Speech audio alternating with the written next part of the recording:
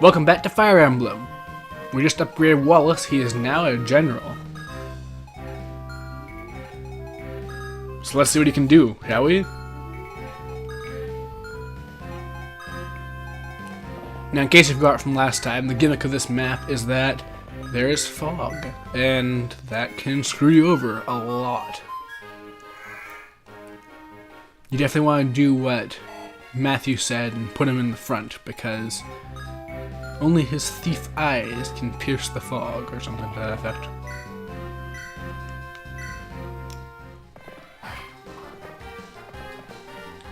But yeah, you're going to want to cover a lot of distance while you can. Once the fog rolls in, things are going to get a lot trickier, so move fast, if possible.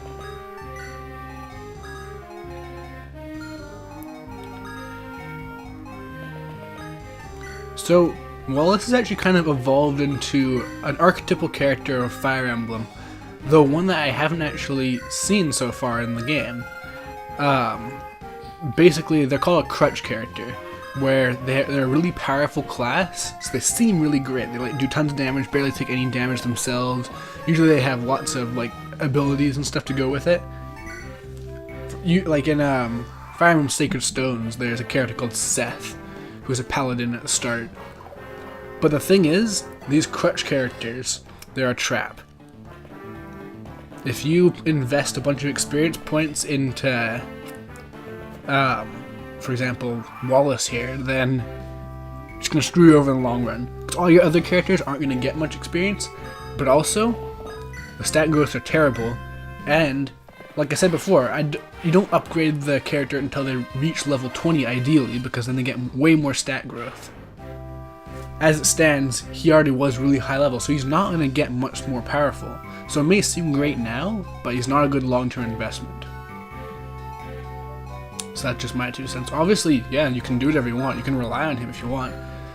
It's just been known to screw people over as time goes on.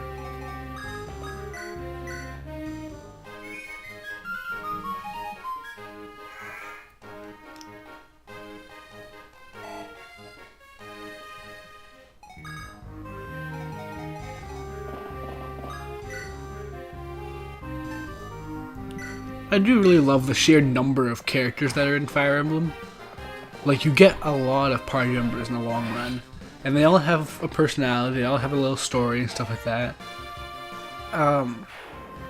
It's really something I appreciate, especially because, I don't know, it'd be so easy to make just a really small group, but I guess because of the permadeath mechanic, you kind of have to have a huge army.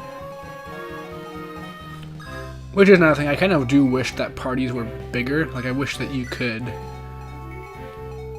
have more than a certain number of people out at a time. Like, right now you haven't reached that point, but eventually you're going to have a limit of which character you can send out. And then things get awkward. I guess the thing is, it's not a grand war strategy game. You don't think in the big term, it's all about the individual characters. But it kind of undermines the concept of an army when you only have 8 people.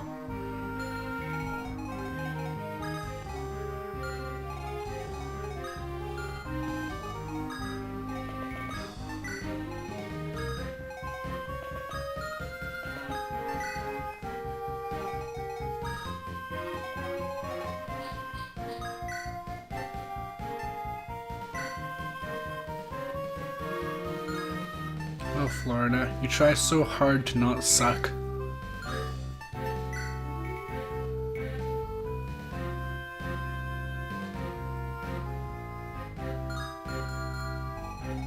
But it just doesn't work.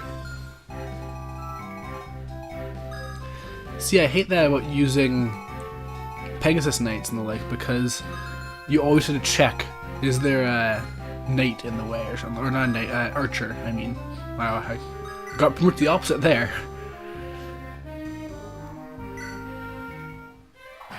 Wow, okay, Florina did one good thing. 57% hit chance and you still actually managed to hit someone.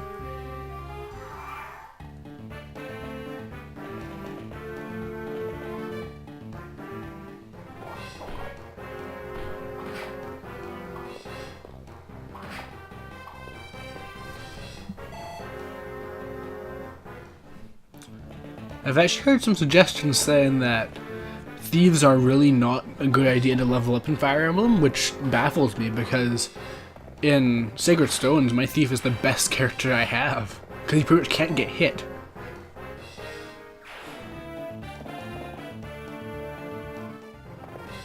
Maybe Matthew has lower stat growth or something.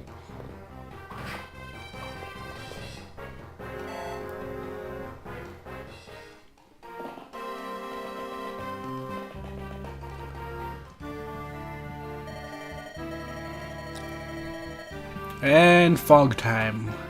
More like fun time.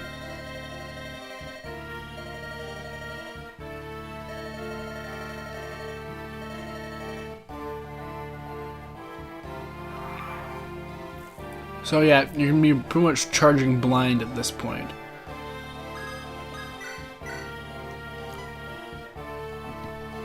There's literally no way to see anything once it's under a thin veil of fog. And what's more, I don't think this affects enemies at all. So it's kind of obnoxious like that. But yeah, once you move into the fog, if you ran into an enemy, then your movement will be halted, and then that's that.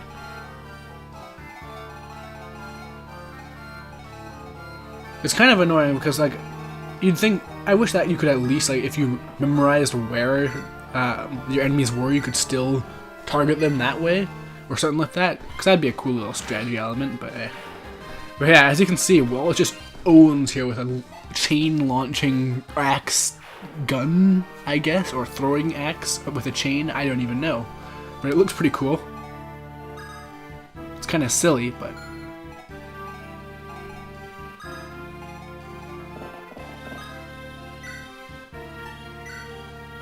But yeah, don't let Wallace soak up too much experience points if you want my advice. It's really not worth it. Now, in addition to Matthew's innate ability to see through fog, I guess, there's another thing you can do. There's white magic. Well, I'm not sure if it's just white magic. Wow, I keep saying white magic, I keep thinking Final Fantasy, but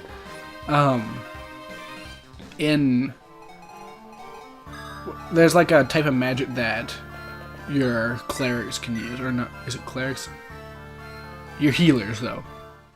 And I'm not sure if anyone else can use it, maybe, but it's called Torch, and basically it'll light up an area for you.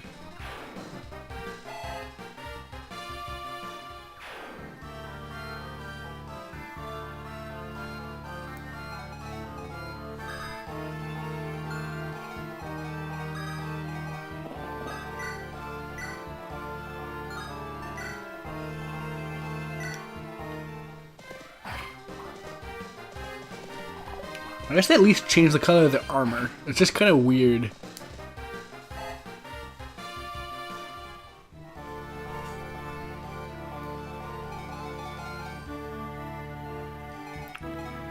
It's weird. I kind of half wish that I could see what these characters would look like if they're actually properly detailed in like 3D or something like that. But at the same time, the animation quality just plummets in Fire Emblem once you go into 3D. Like, I love Fire Emblem Awakening, but it's visually just nowhere near as impressive as the 2D games. It's really a shame.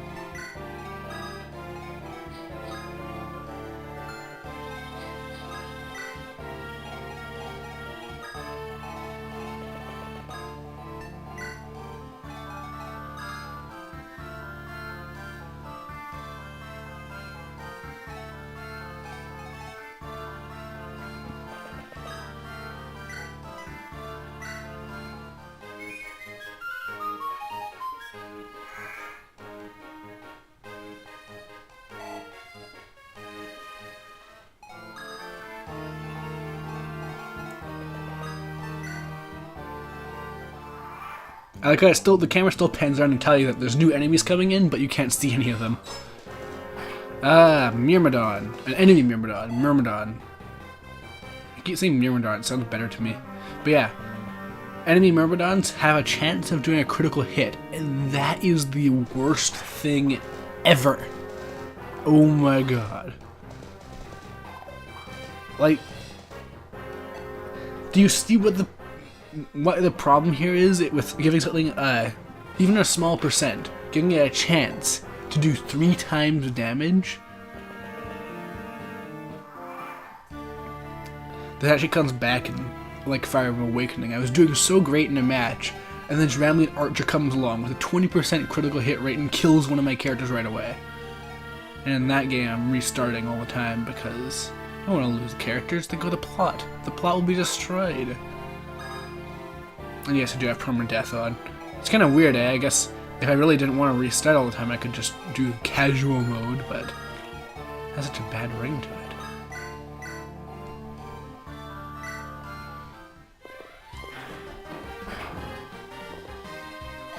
Besides, no Nintendo, if you play on casual, you won't get sparkles on your menu after you win.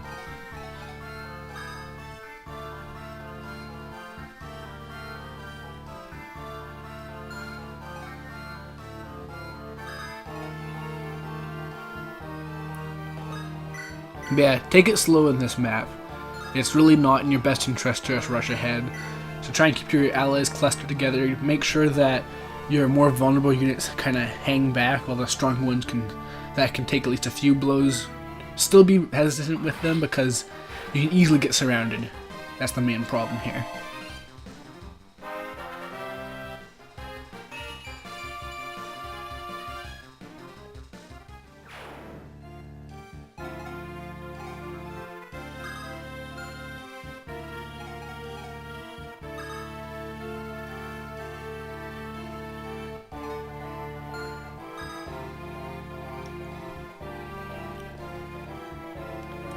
It's also in your best interest to make the most of your characters. Try and have a look around at what their movement ranges and stuff are.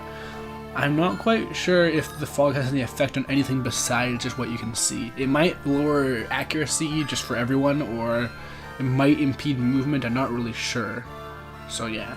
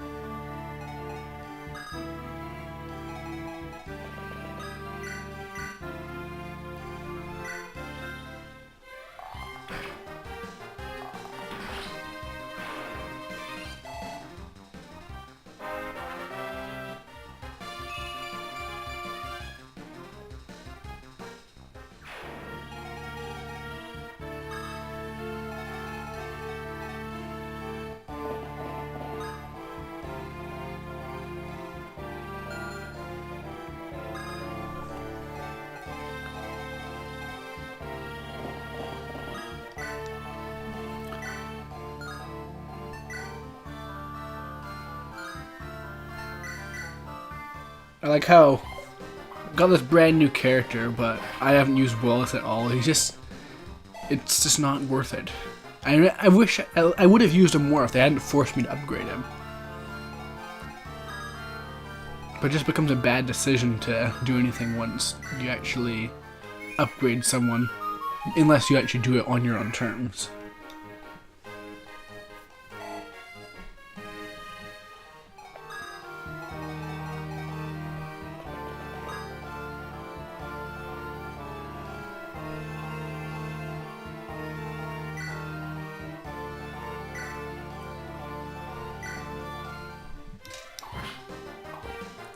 Stupid defenseless archers.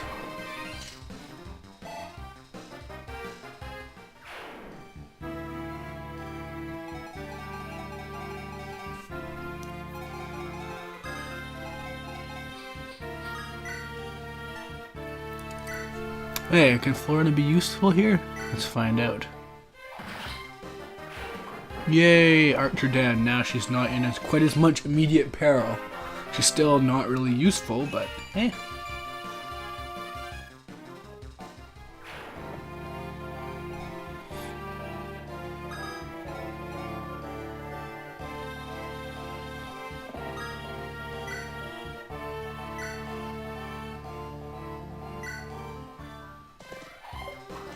Well. There we go. Yeah, that boat takes care of this area. Woo.